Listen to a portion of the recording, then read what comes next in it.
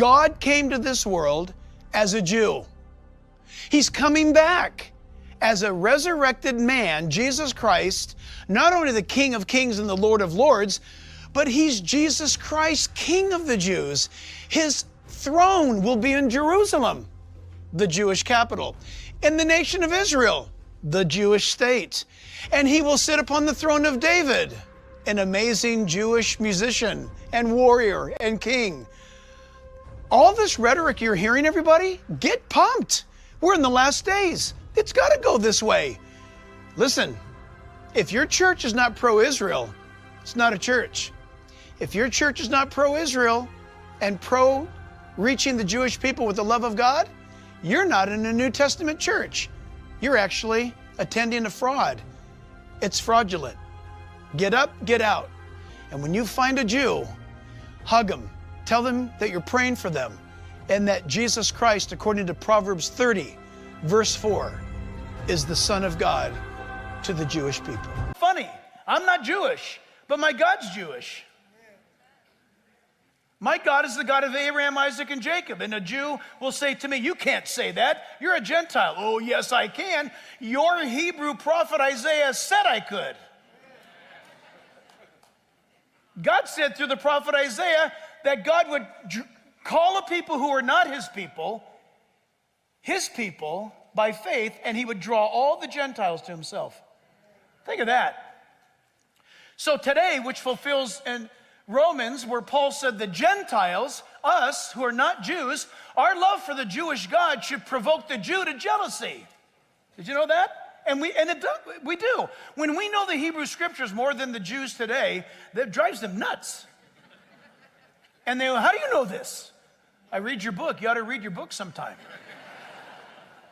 It's amazing. Is Israel sinless? No. But is Israel God's chosen people? Without a doubt. God said they are. Is His covenant with Israel eternal? Yep, He said so. We need to pray for the peace of Jerusalem. God says to do that. God says that the Christian is to provoke the Jew to jealousy by our love for them and for God. Did you know that? When Christ returns, He's going to ask, what did you do to me when I was hungry and thirsty, or naked, or sick, or in prison? Jesus was talking to, what did you do to my brethren? He's referring to, in Matthew 25, what did you do to my brethren, the Jews, in their time of need? So friend, listen to this. If God does not keep His promises to Israel in their eternal covenant, Abrahamic covenant, if God doesn't keep that covenant, you're not going to go to heaven. I'm not going to go to heaven. I don't care who you are. You're not going to heaven. Because if God can't keep His promises to Israel, He has no obligation to keep His promises to you. So friend, listen, find a Jew and love on them. Who runs the world? Well, the scriptures say that Satan actually runs the world. He is the prince of this world.